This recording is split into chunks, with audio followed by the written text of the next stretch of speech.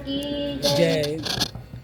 आज परमपूज्य बाबा महाराज अर्वीकर यांच्या पुण्यतिथी महोत्सवाचा पहिलाच दिवस आहे. तरी आता रात्रीच्या सत्रात सौ अनघा ओंकार अंबकर माझी भाची आज इथे एक कीर्तन सेवा सादर करणार आहे. हे तिचं पहिलंच कीर्तन आहे. नुकतीच तिनं कीर्तनाची परीक्षा दिलेली आहे. आपल्या सद्गुरूंच्या चरणाशी हे पहिलं कीर्तन पुष्प ती अर्पण करणार आहे. आणि तिच्या या कीर्तन सेवेला साथ असणार आहे हार्मोनियम भारतजी सरवळे, सर्वांना परिचित आहेतच. आणि तबला साथ आहे दत्तात्रय हसबे, सध्या ते MSCBमध्ये इंजिनियर आहेत. तर आताच लवकरात लवकर चालू होईलच. कीर्तन सेवा सौ अनघा अंबकर सादर करीत आहे.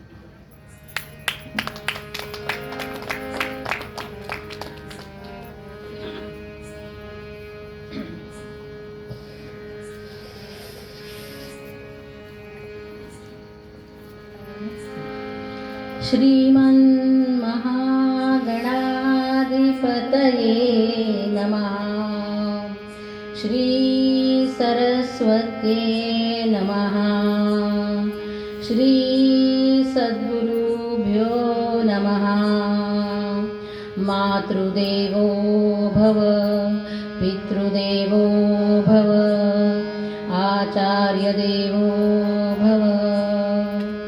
वक्रतुण्ड महाकाय सूर्यकोटि समप्रभ. निर्विघ्नं कुरु मे देव, सर्वकार्येषु सर्वदा. या कुन्देन्दुतुषारहारधवला, या शुभ्रवस्त्रावृता, या वीणावरदण्डमण्डितकरा, या श्वेतपद्मासना, या ब्रह्माच्युतशङ्करप्रभृतिभिर्देवैः सदा वन्दिता. सा मां पातु सरस्वती भगवती निःशेषजाड्यापहा. गुरुर्ब्रह्मा गुरुर्विष्णु गुरुर्देवो महेश्वरा. गुरु साक्षात् परब्रह्म तस्मै श्री गुरुवे नमः.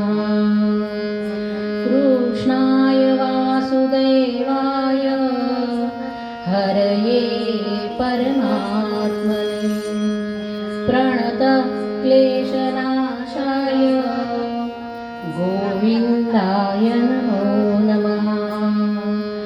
वसुदेवसुतं देवं कंसचाणूरमर्दनं देवकी परमानन्दं कृष्णं वन्दे जगद्गुरु. कृष्णं वन्दे जगद्गुरु. कृष्णं वन्दे जगद्गुरु. बोला पुण्डलीकवरदे हरिविठ्ठल श्री ज्ञानदेव तुकाराम. पंढरीनाथ महाराज की जय. जगद्गुरु स्वामी तुकाराम महाराज की जय. जय जय रघुवीर समर्थ. जय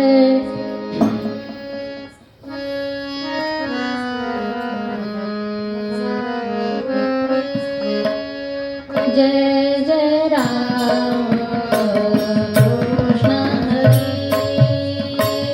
जय जय राम कृष्ण हरी.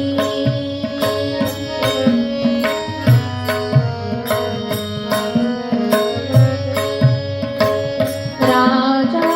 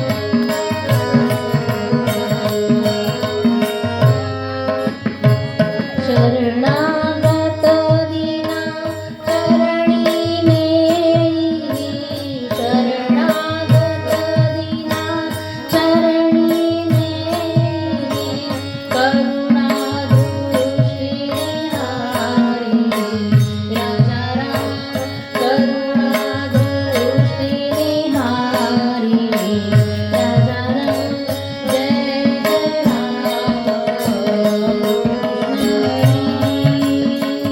जय जय राम कृष्ण हरी कृष्ण हरी कृष्ण हरी कृष्ण हरी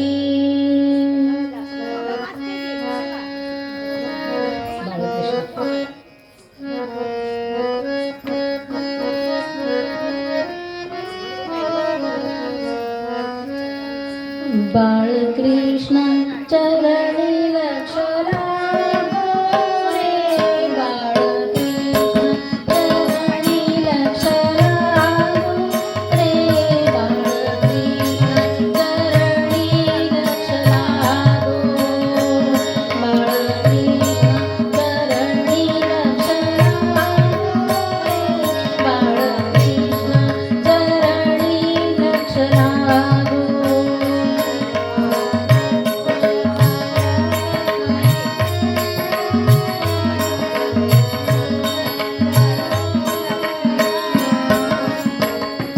कीर्तन संगे रंगात देह वाहो रे कीर्तन संगे रंगात देह वाहो रे बाळकृष्ण चरणी लक्ष लागो रे बाळकृष्ण चरणी लक्ष लागो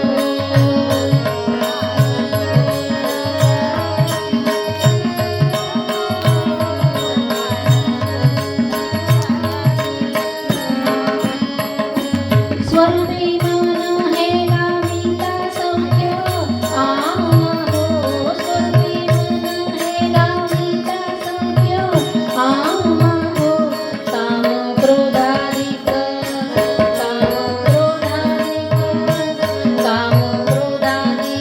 जाती नीच धाम बाळकृष्ण चरणी लक्ष लागो बाळकृष्ण चरणी लक्ष लागो रे बाळकृष्ण चरणी लक्ष लागो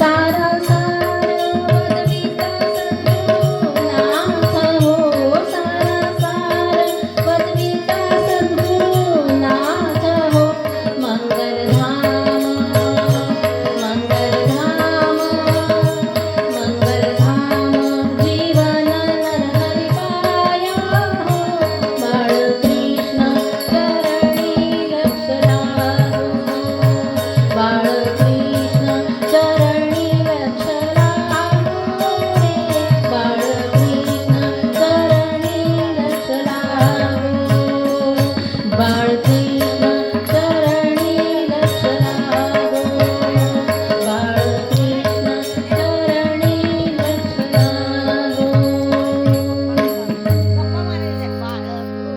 राम राम राम राम सीताराम सीताराम राम राम राम राम सीताराम राम राम राम राम सीताराम सीताराम राजा राम सीताराम राजा राम सीताराम राम राम राम राम सीताराम सीताराम राम राम राम राम राजा राम बोला पुंडलिक वरदे हरी विठ्ठल श्री ज्ञानदेव तुकाराम पंढरीनाथ महाराज की जय जगद्गुरु तुकाराम महाराज की जय जय जय रघुवीर समर्थ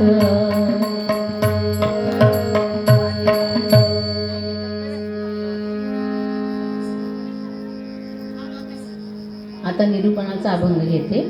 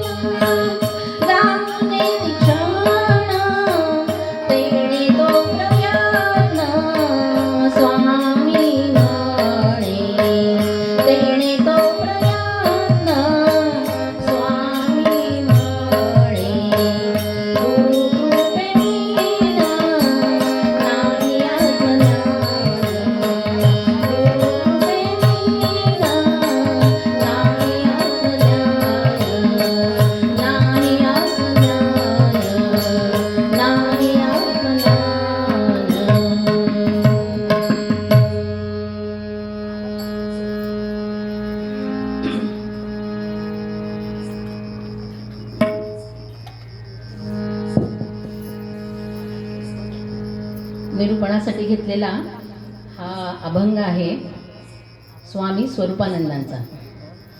स्वामी स्वरूपानंद यांचे स्थान पावस येथे आहे. वयाच्या 21व्या वर्षी ज्या संतांना ब्रह्मज्ञान झालं असे हे पावसचे स्वरूपानंद यांनी हा अभंग रचला आहे. स्वामी स्वरूपानंदांचं मूळ नाव रामकृष्ण गोडबोले. त्यांच्या घरी पहिल्यापासूनच धार्मिक वातावरण, घरामध्ये देव धर्म कुळधर्म कुळाचार नामस्मरण, त्यामुळे अर्थातच त्यांच्या रक्तामध्येच हा गुण असल्यामुळे आणि त्यातही लहानपणी ते खूप अशक्त होते. त्यामुळे ते बाहेर खेळायला वगैरे जाऊ शकत नव्हते, घरातच झोपून असायचे. पण त्यांनी त्यावेळेत दुःख न बाळगता त्यावेळेचा सदुपयोग केला आणि सोहम या नामजपास सुरुवात केली. आणि त्यांचे जे गुरु होते त्यांचे नाव होते बाबासाहेब वैद्य. तर हे बाबासाहेब वैद्यांच्या संगतीत राहिल्यामुळे आणि त्या नामस्मरणामुळे त्यांना ब्रह्मत्व प्राप्त झालं होतं.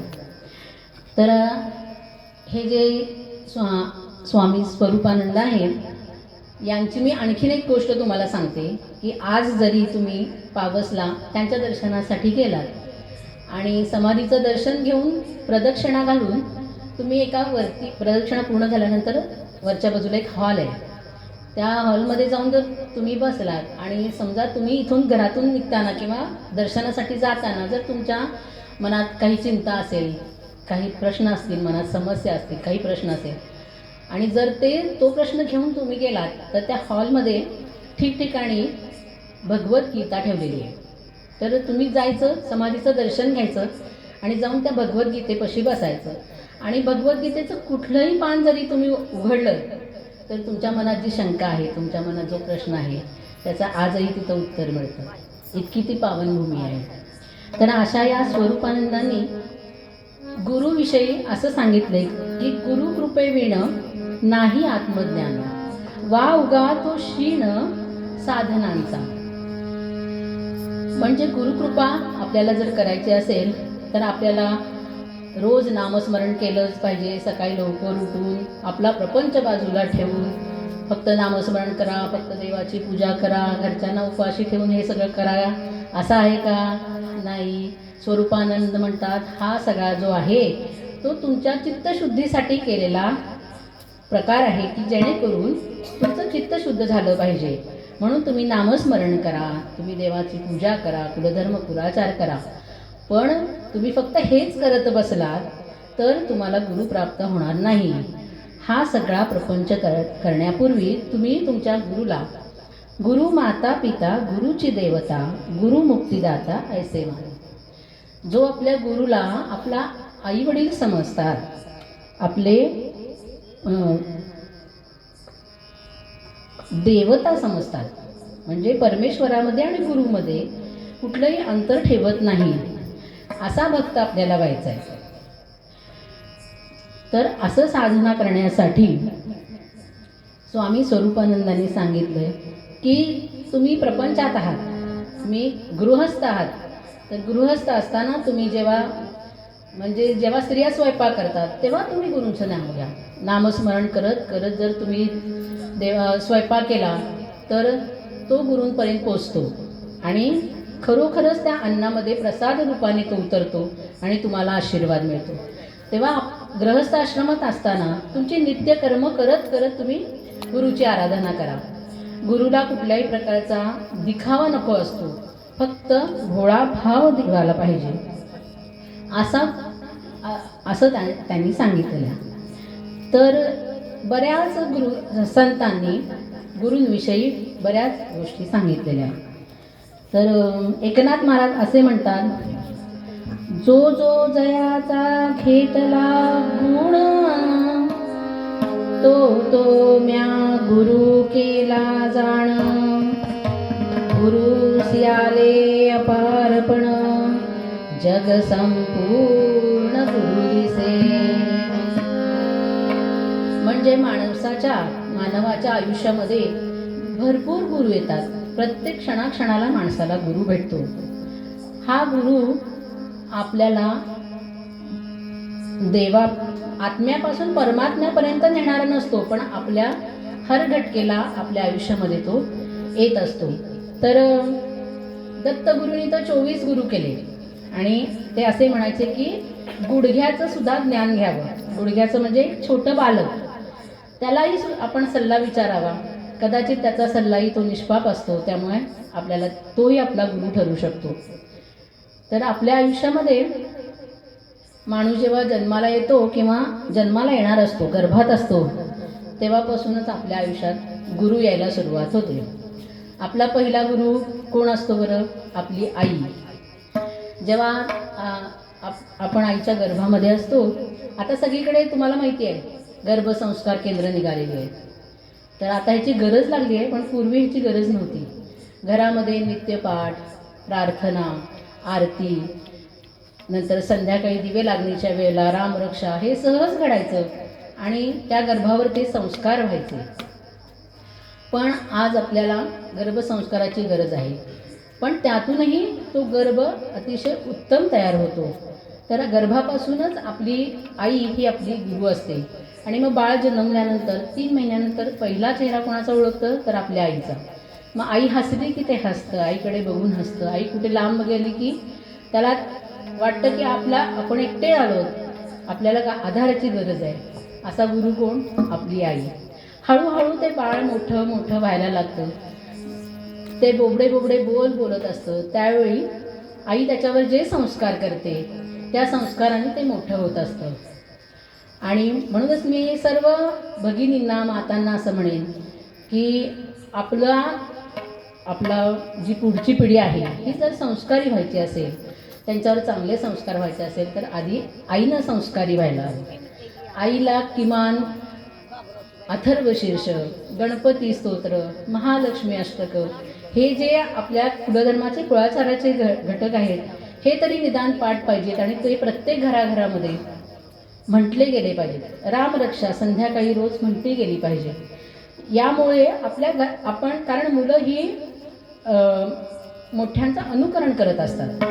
तर आपण जर या संस्कारामध्ये आपणच हे नित्यक्रम करत असू, तर आपोआपच आपल्या मुलांवर ते न कळत संस्कार होतात. त्यांना मारून मुटकून आपण बसवायचं, त्यांना इकडे रामरक्षा म्हणायला लावायचं आणि आपण टीव्हीमध्ये सिरियल बघायचं, हे योग्य आहे का सांगा? तर आपण जर संस्कार केले तर आपल्या मुलांवरही संस्कार होतात. तर असा हा पहिला गुरु आई असते. आणि दुसरा गुरु हा काही जणांना लाभतो, काही जणांना लाभत नाही, म्हणजे त्या बाळाचे वडील. कारण आपल्या पुरुषप्रधान संस्कृतीमध्ये जे काय संस्कार करायचे, जे काय घडवायचं ते आईनेच घडवायचं असा काहीतरी अलिखित नियम आहे. त्यामुळे बाबा 1-2 हात लांबच असतात मुलांपासून. काही सांगावं की न सांगावं, बरं त्यांना वेळ तरी कुठं आहे? नोकरी करणारा बिचारा मुंबई पुण्यासारख्या ठिकाणी सकाळी 7:30-8ला बाहेर पडला, यायला रात्रीचे 8-9, तोपर्यंत बिचारी बालक ती खाऊन पिऊन झोपी गेलेली असतात. त्यामुळे फारच कमी घरामध्ये वडील हे गुरु म्हणून भेटतात. तरीसुद्धा मी वडिलांना पण असं म्हणेन की थोडा वेळ तुमचा मोबाईल बाजूला ठेवा, थोडा वेळ क्रिकेट, राजकारण थोडंसं बाजूला ठेवा आणि तुमच्या मुलांना संस्कार करा. ज्यावेळी मुलांना लहानपणी संस्कार घडतात, त्यावेळी ते मोठे होताना समाजामध्ये वावरताना, नाही बाबा आमच्या घरी हे चालत नाही बरं, आमच्या घरी संध्याकाळी 7 वाजता पोचलंच पाहिजे, रामरक्षा म्हणायची असते, दिवे लागणीची वेळ आहे, ही जी जाणीव मुलांना आपण करून दिलेली असते, यामुळे मुलं आपोआपच संस्कारी बनतात. आणि ह्या संस्काराची लहानपणापासून जशी जशी मुलांची जडणघडण होईल तसा समाजही चांगला घडतो. तिथून पुढचा जो गुरु येतो माणसाच्या किंवा मुलाच्या आयुष्यात, ती त्याची शाळेची टीचर असते. मग ते सर असोत किंवा मॅडम असोत, पण मुलांना सगळ्यात प्रिय कोण असेल तर 5-6 वर्षाच्या मुलाला शाळेची टीचर फार प्रिय असते. कारण आमच्या टीचरनी जे सांगितलंय ना तेच बरोबर आहे. आई A for Apple, B for boy. तुला माहीत नाही ग, A फॉर ॲपलच म्हणायचं, आमच्या टीचरनी सांगितले ना. म्हणजे बघा त्या गुरुचा किती प्रभाव असतो आणि किती संस्कार त्या मुलावर घडतात की माझी टीचर जे सांगते ते बरोबर आहे. आणि मग त्या संस्कारात घडत घडत मुलं शाळेत पुढच्या टप्प्यात जातात. शिक्षणाचा एक एक टप्पा घेतात. आज मराठी मीडियम असो तर इंग्लिश मीडियम असो, जिथे जिथे मुलांना खरोखर शिक्षणाची गरज आहे तिथं आपण त्यांना घातलंच पाहिजे आणि त्यांची प्रगती पण केली पाहिजे. असे मोठे मोठे होता मुलं साधारण 14-15 वर्षाचे होतात आणि त्यावेळेला मात्र त्यांना जो गुरु भेटतो तो त्यांचा मित्र असतो. पहिली शिवी मुलाला त्याचा मित्र शिकवतो. कारण आपण घरामध्ये कुणीही शिवी देत नाही, मुलांवर ते संस्कार होऊ नयेत म्हणून आपण वागत नाही, पण शिवी मात्र मुलं मित्राकडून शिकतात. आणि हळूच एखादी बिडी, एखादी सिगरेट, अरे प्रयत्न करून बघ, काय हरकत आहे. ही जी सवय आहे ही पण मित्रच. त्यामुळे त्यावेळेला सगळ्यात जवळचा कोण वाटतो माहिती का? आपला मित्र. ह्या वयात मुलं काही काही गोष्टी आईबाबांना सांगत सुद्धा नाहीत. कोणाला सांगतात? आपल्या मित्राला. कारण त्यांच्यासाठी मित्र हाच गुरु असतो. पण जर आपले संस्कार चांगले असतील तर त्या मुलांवर इतकासा त्याचा वाईट परिणाम होत नाही. मुलांना जरी असं होतं की एखाद्या मुलाला समजा सांगितलं की मी म्हणतोय म्हणून ओढ की रे बेडी, तो म्हणेल मी म्हणतोय म्हणून तू का सोडत नाहीस? मला प्यायला लावतोयस, मी तर पिणारच नाही, पण तू जर माझा खरा मित्र असेल तर तू माझ्यासाठी, तू जर सिगरेट ओढत असेल तर सोडून देशील. असे आपल्या मुलांवर आपण संस्कार केले पाहिजे. तर हळूहळू त्यानंतर मुलं मोठी होतात, उच्च शिक्षण घेतात आणि मग त्यांना एक छानशी नोकरी लागते. आणि मग त्यावेळेला त्यांचा गुरु कोण असतो? त्यांचा बॉस. कारण boss is always right. Boss काय सांगेल ते ऐकलंच पाहिजे तर नोकरी टिकते. बरं, बॉसचं अनुकरण केलं तरच आपलं पुढचं प्रमोशन होते. त्यामुळे बॉसचा ड्रेस बघा, बॉसचं वागणं बघा, मीटिंगमध्ये त्यांचं बोलणं बघा, त्याचं अनुकरण सुरू होतं. आणि मग नोकरी लागल्यानंतर मुलाचं लग्न करायचं. आता गुरु बदलला. आता लग्न झाल्यावर गुरु कोण? त्याची बायको. पण त्याची बायको गुरु आहे हे त्याची आईच त्याला म्हणते, बाकी कोणी म्हणत नाही. बरं, आईलाच असं वाटतं की काय बाई 25-30 वर्षाचा एवढा मोठा केला मी, माझं कधी ऐकलं नाही बाई. आता ताटाखालचं मांजर झालंय बघ. बायको बस म्हटली की बसतोय आणि उठ म्हटलं की उठतोय. नंदी बैल केलाय ग बाई, नुसता बुगू बुगू बुगू. आणि हिला वाटतं, सुनेला वाटतं हा तर ममाच बॉय आहे, सगळं आईचं ऐकतो. गेला आईकडं, बसला तासभर तिच्याशी बोलत, अशी कान भरते. अरे देवा, इकडं आला की तो बदललेलाच असतो. त्या बिचाऱ्याला असे गुरु भेटतात. पण पुरुष हा अतिशय हुशार प्राणी आहे. तो ना बायकोचं ऐकतो ना तो आईचं ऐकतो, कोणालाही दुखवत नाही, आपल्याच मनाचं करतो. तर हे असे गुरु आपल्या आयुष्यात येतात. पण हे सगळे आपल्याला ह्या त्रयतापातून सोडवतात का हो? नाही. तर त्रयतापातून सोडवण्यासाठी आपल्याला खऱ्या गुरुची गरज आहे. तर गुरु कसा असावा? नेऊनी वाउगा चावटी काम पोटी, क्रिये वीण वाचाळता तेची मोठी, मुखे बोलिल्या सारखा चालत आहे, मना सज्जना तुझी सोडून पाहे.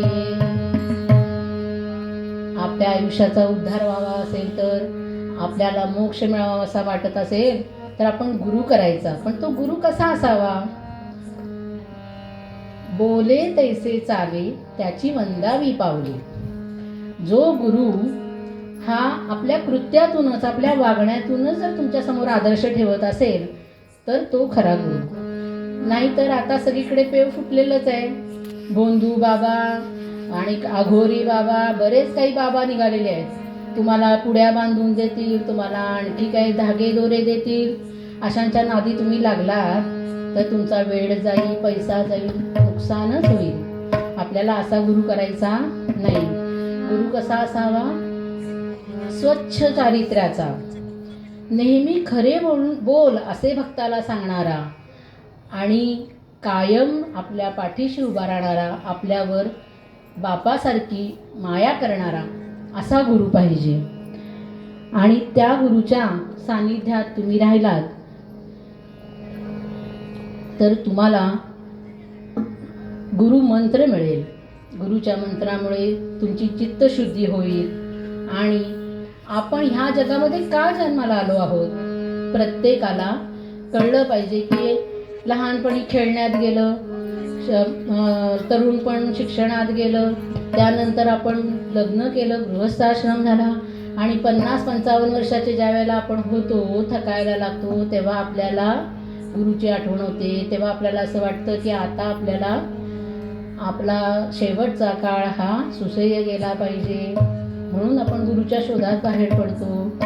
पण प्रपंचात असताना जर तुम्ही गुरुची भक्ती केली, गुरुची सेवा केली आणि सच्चा गुरु जर तुमच्या आयुष्यात आला तर तुम्हाला मोक्ष प्राप्त होतो. गुरु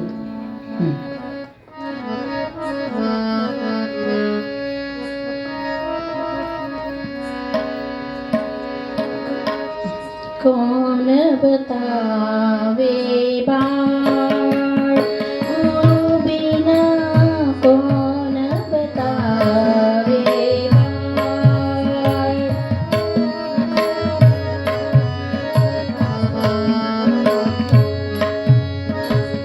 बड़ा कठिन यमघाट, कौन बतावे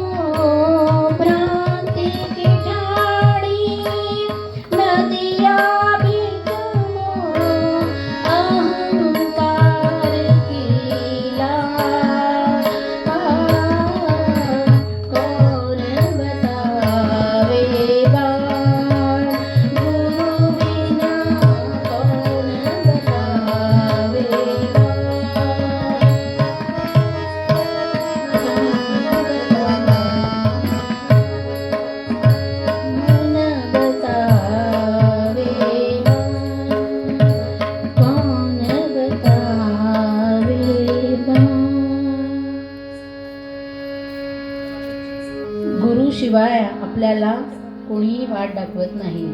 आपल्या आयुष्यामध्ये आपण माझी मुलं, माझी बायको, माझं घर ह्या सगळ्या भ्रमात अडकलेला असतोय. आणि मी म्हणजे काय मोठा, घरं बांधली, प्लॉट घेतले, शेती घेतली, माझ्यासारखा कर्तबगार कोण आहे का, असा अहंकार आपल्याला निर्माण होतो. आणि अशा वेळी गुरु भेटत नाही बरं. ज्यावेळी तुम्ही अगदी देवासमोर नतमस्तक होता, गुरुसमोर नतमस्तक होता, तुमचा अहंकार जेव्हा गुळून पडतो तेव्हाच तुम्हाला गुरु भेटतो. आणि ह्या संदर्भातला मी तुम्हाला माझा स्वतःचा अनुभव सांगते की गुरु भेटतो यापेक्षा माझ्या आयुष्यात असं झालं आहे किंवा आपल्या बऱ्याच साधकांच्या इथल्या लोकांचं असं झालं असेल की आपल्याला गुरु शोधावा लागत नाही बरं. जर आपली पात्रता असेल, जर आपली योग्यता असेल, आपल्या घराण्याची काही पुण्याई असेल तर गुरुच आपल्याला शोधतात. यासाठी मी तुम्हाला माझं उदाहरण सांगते. माझा आजोर हुपरीचे कमालपंत कुलकर्णी माझे आजोबा. तर माझ्या आजोबांचे गुरु बाबा, आपले बाबा माझ्या आजोबांचे गुरु. तर त्यांच्याकडे बाबा नेहमी माझे आजोबांना मी तात्या म्हणायचो. तात्या नेहमी उत्सवाला यायचे, इथं राहायचे. इथून माझ्या आईकडे यायचे. लेक त्यांची थोरली लाडकी लेक, तिच्याकडे आले की 2-2 दिवस राहायचे आणि सगळ्या इथं घडलेल्या घटना तात्या आमचे सांगायचे. आणि आम्ही लहान होतो आम्ही त्यांच्या भोवती बसून इथल्या कथा ऐकायचो. आम्हाला खूप छान वाटायचं. काय दिव्य असेल नाही माचणूर, काय मस्त असेल नाही. आपल्याला कधी जायला मिळते कोणच ठेवत. एवढीच त्या बालवयात कल्पना यायची. पण असाच काळ निघत गेला. बरं, माझे बाबा डॉक्टर, त्यामुळे ते नास्तिक. त्यांचा काही म्हणजे देवाला सुद्धा नमस्कार करताना ते मी बघितलंच नाही कधी. त्यामुळे बरं असं असतं की आईची माझ्या सत्ता काय की आपला नवरा सांगेल ते करायचं.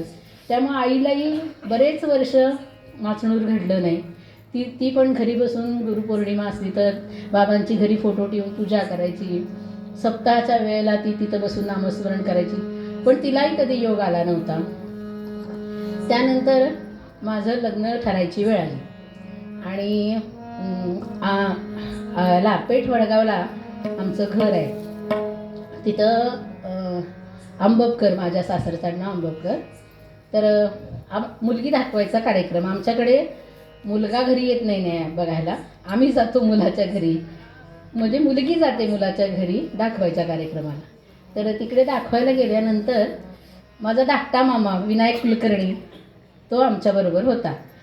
तर आम्ही दाखवायच्या कार्यक्रमाला तिथं गेलो आणि मग बोलणं वगैरे झालं आणि मग देवघरात जाऊन नमस्कार करायला गेले सगळेजण. तर त्यावेळेला तिथं आमच्या देवघरात दिव्यामृत धारा होती आणि माझा मामा त्या क्षणाला म्हणाला की बाळा, तुझं लग्न इथंच ठरतंय बरं का, कारण ह्या घरात तुझ्या आधी तर बाबा आलेले आहे. आणि त्यानंतर माझ्या मामाने माझ्या सासऱ्यांना विचारलं की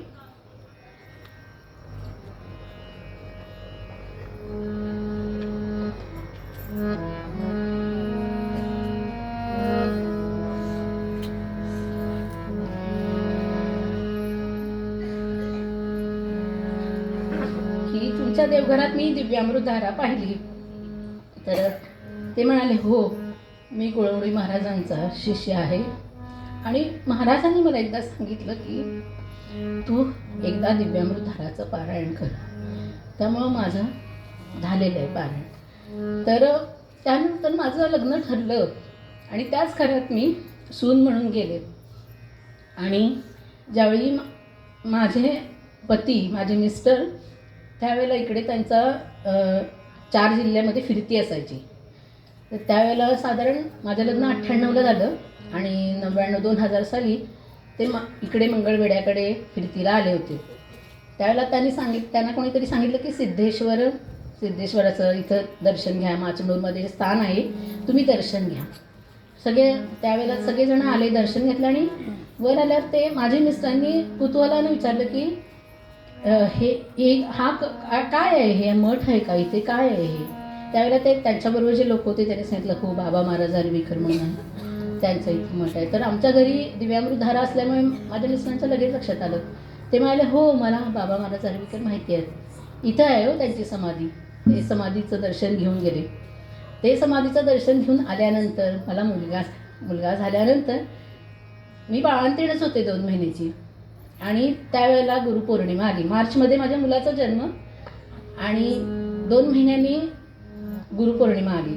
माझ्या आईला दरवर्षी मामा म्हणायचा, चल आमच्याबरोबर आपण जाऊया माचणूरला. पण आई कधी आपल्या नवऱ्यासमोर म्हणू शकली नाही की मी जाऊ का भावाबरोबर, कारण तिला माहीत होतं कदाचित नाही म्हणतील आणि आपल्याला त्रास होईल. त्यामुळे ती गेली नव्हती. मग मामा बोलवायला आल्यानंतर माझ्या मिस्टरांसमोरच हा विषय झाला.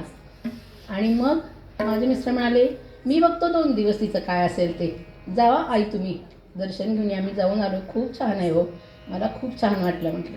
आणि त्यानंतर माझ्या आईला 2001 साली पहिल्यांदा माचणूर घडलं. आणि मग त्यानंतर आम्ही सगळे येऊ लागलो. आणि नंतर मागच्या 5-6 वर्षात माझे बाबासुद्धा दरवर्षी येत होते. तर यावरून मला असं वाटतंय की आपण गुरु शोधायचा नसतो, गुरु आपल्याला शोधत येतो आणि त्याची कृपा असेल तर तो आपल्याला कृपादृष्टी ठेवतो. बोला पुंडलिक वरदे हरिविठ्ठल, श्री ज्ञानदेव तुकाराम.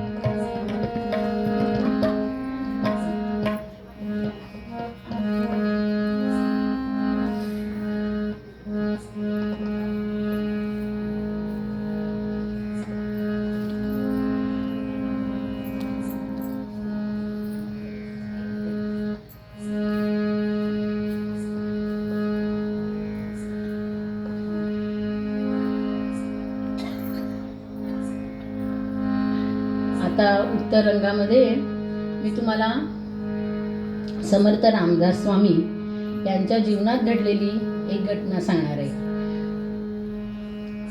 गुरुला त्याचा शिष्य किती पात्र आहे याची कल्पना असते. म्हणजे सगळे जर धावत गुरुकडे गेले तर गुरु ओळखतो की कोण माझा खरा भक्त आहे आणि कोण हा फक्त दिखावा करतो किंवा अजून एक कच्चं मडकं आहे.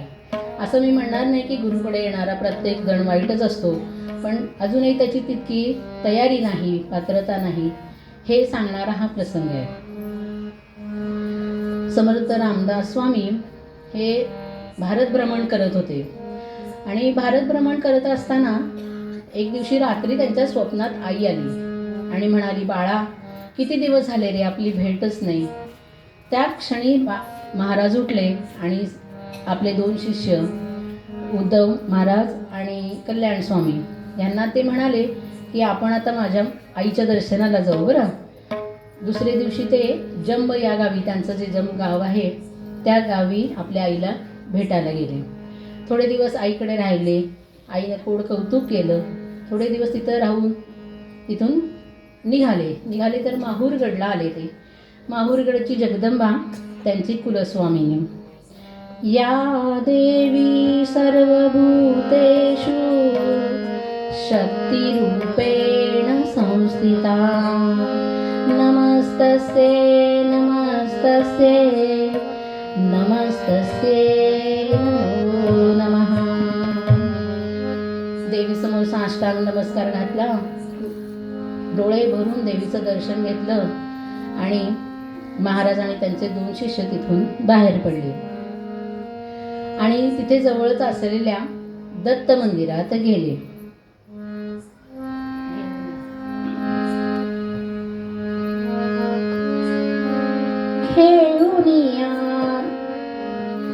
घेऊन दर्शन जगदंबेचे स्वामी कृतार्थ झाले. घेऊन दर्शन जगदंबेचे स्वामी कृतार्थ झाले. उद्धव कल्याणास मगते, उद्धव कल्याणास मगते दत्त मंदिरी आले.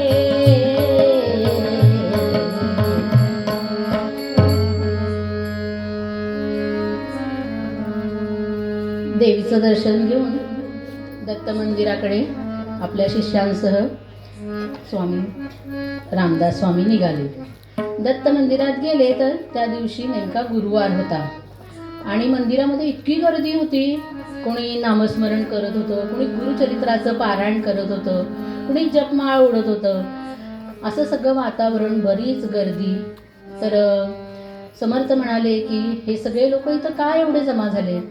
तर त्यांचे शिष्य म्हणाले, आवाज गुरुवार आहे, दर्शनाचा वार आहे देवाच्या, म्हणून लोक आलेले आहेत. ते म्हणाले आपणही आज बसू दर्शनाला. म्हणून ते पद्मासनामध्ये त्यांनी बैठक घातली. इतक्यात मंदिराच्या शेजारी एक मोठं पटांगण होतं. त्या पटांगणामध्ये मोठा आवाज झाला. कोणीतरी भांडण करतंय, गलका सुरू झाला आणि मंदिरातले सगळेच भक्त उठले आणि त्या आवाजाच्या दिशेने गेले. आणि ते कल्याण स्वामी पण महाराजांना म्हणाले, अहो काय झाला प्रकार, बघूया तरी, चला आपणही जाऊ. हे तिघे पण तिकडे गेले. बघता तर तिथं मोठ्या पटांगणामध्ये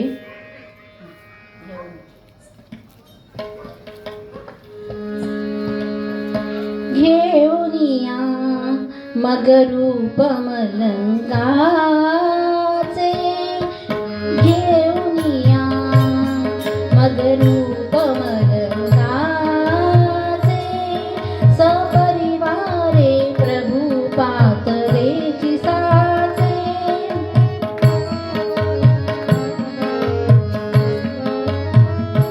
तीन बालक समवेत महिष एक,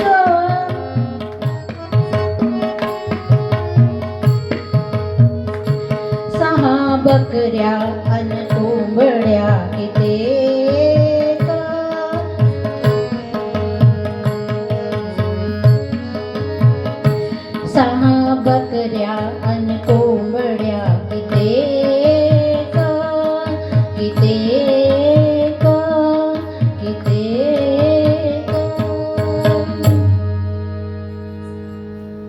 तर त्या पटांगणामध्ये एक मलंग म्हणजे मुसलमान साधू, ज्याला फकीर असं म्हणतात, अशा अवतारातला एक माणूस तिथे होता.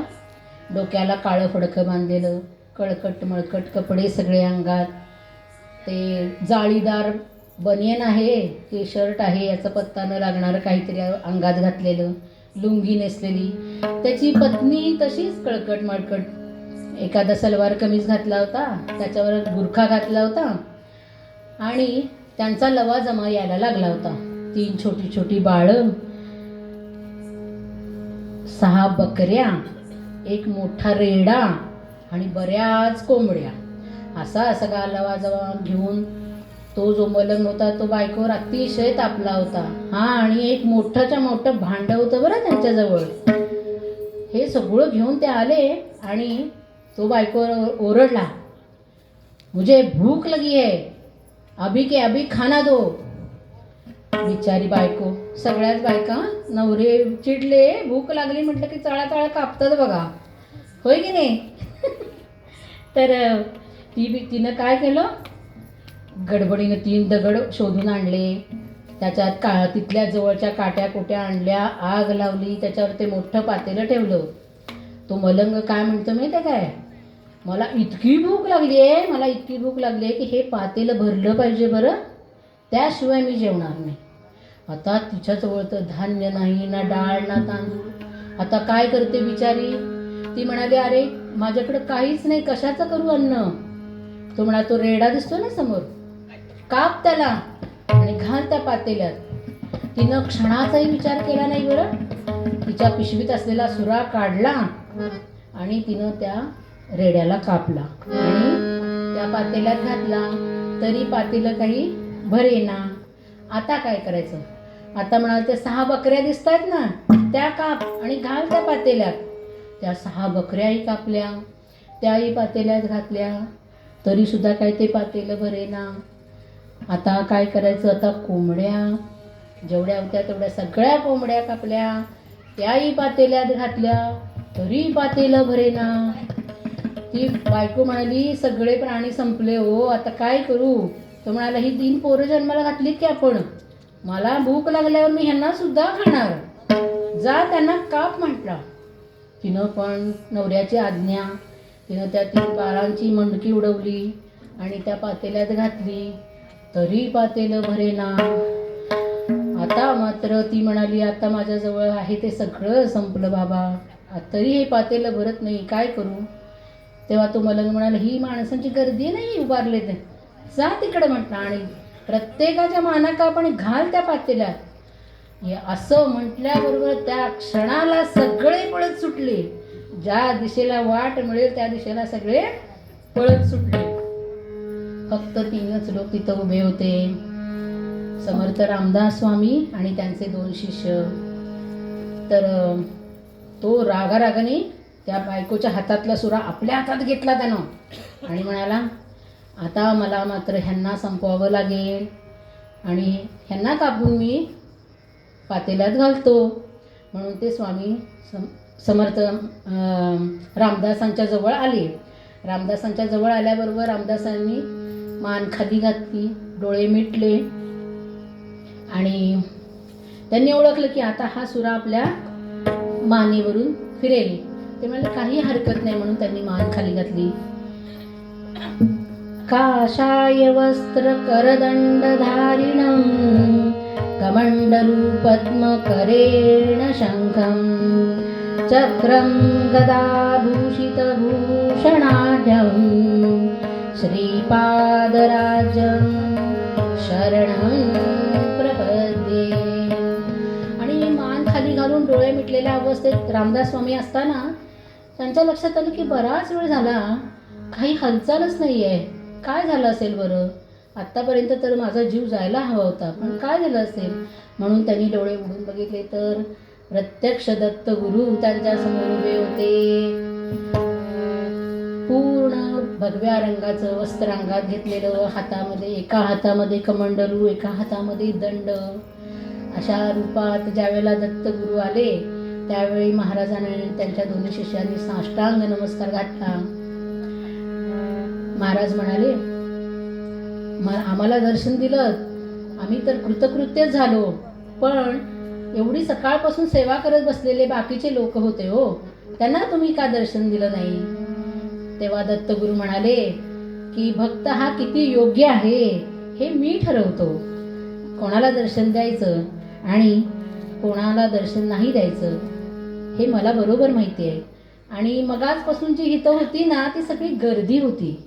माझ्यासाठी जो गर्दी आहे ते फक्त तुम्ही तिघेच आहात आणि म्हणून मी तुम्हाला दर्शन दिलं.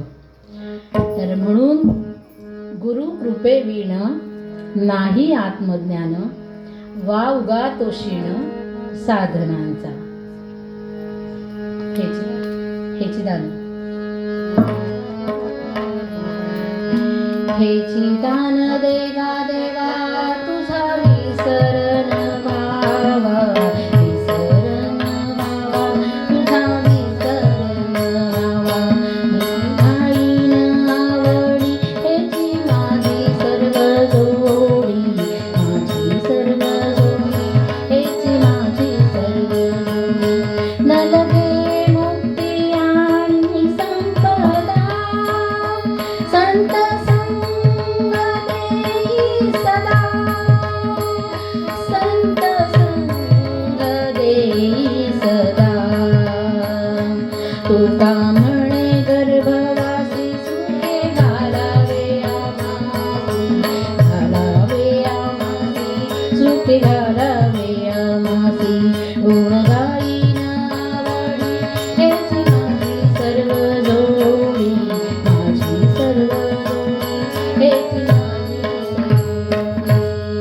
बोला पुंडलिक वरदे हरी विठ्ठल, श्री ज्ञानदेव तुकाराम, पंढरीनाथ महाराज की जय. जगद्गुरु तुकाराम महाराज की जय. जय जय रघुवीर समर्थ.